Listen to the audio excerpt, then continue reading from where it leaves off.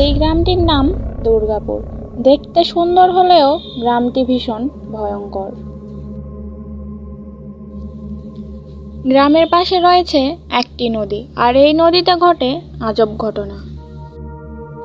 গ্রামবাসীরা বলে অনেক বছর আগে দুইটি লোক ওই নদীতে মাছ ধরতে যায়, কিন্তু দিন পেরিয়ে রাত হয়ে যায়, তবে লোক দুইটি আর ফিরে আসে না।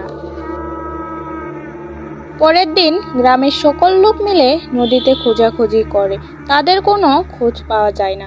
সবাই ধরে নেয় যে লোক দুইটি মারা গেছে। তারপর থেকে গ্রামটিতে ঘটে আজব ঘটনা। রাতের বেলা শোনা যায় বিকট শব্দ, আর সেই শব্দ শুনে গ্রামবাসীদের ঘুম হারিয়ে যায়। তারা রাত হলে আর কেউ বাইরে যেতে পারে না। সবাই বলে ওই নদী থেকে নাকি এই বিকট শব্দ শোনা যায়। দিনে দিনে বেড়ে যায় ভূতেদের তাণ্ডব। গ্রামবাসীরা ভয়ে অনেকে গ্রাম ছাড়া হয়েছে, অনেকে গায়ের জোর দেখিয়ে সেখানেই রয়ে গেছে। হঠাৎ একদিন শহর থেকে কয়েকটি ছেলে মেয়ে আসে গ্রামটিতে। ছেলে মেয়েগুলো গ্রামটিতে প্রবেশ করতেই গ্রামবাসী বলে, এই তোমরা কারা? কি জন্য এখানে এসেছো? চলে যাও এখান থেকে। ছেলে মেয়েগুলো বলে, আমরা ওই নদীর ধারে পিকনিক করতে এসেছি, আমরা ওইখানে পিকনিক খাবো। তখন গ্রামবাসী বলে, ওইখানে যেও না, ওইখানে সব ভুতুড়ে কাণ্ড ঘটে, ওখানে ভূত বাস করে। ভূতের কথা শুনে ছেলে মেয়েগুলো হাসাহাসি শুরু করে আর বলে, এই যুগে ভূত বাস করে নাকি? আমরা এইসব বিশ্বাস করি না। গ্রামবাসী অনেক মানা করে, কিন্তু ছেলে মেয়েগুলো ওদের কথা শোনে না। ছেলে মেয়েগুলো চলে যায় নদীর ঘাটে।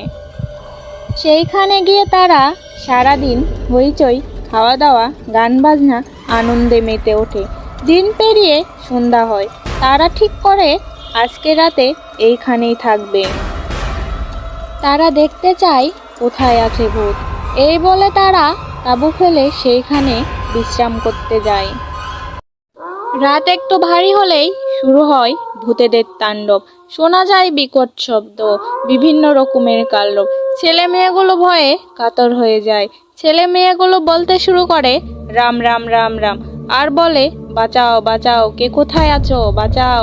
তখন তারা প্রাণ বাঁচিয়ে ওখান থেকে দৌড়ে পালিয়ে গ্রামবাসীদের কাছে চলে আসে। গ্রামবাসী তাদেরকে আশ্রয় দেয়। গ্রামবাসী বলে, দেখলে তো, ভূত বলেও কিছু আছে। ছেলে মেয়েগুলো বিশ্বাস করে ভূত বলে কিছু হয়। এই বলে ছেলে মেয়েগুলো গ্রামবাসীদের সাথে রাত কাটিয়ে সকালবেলা চলে যায় শহরে।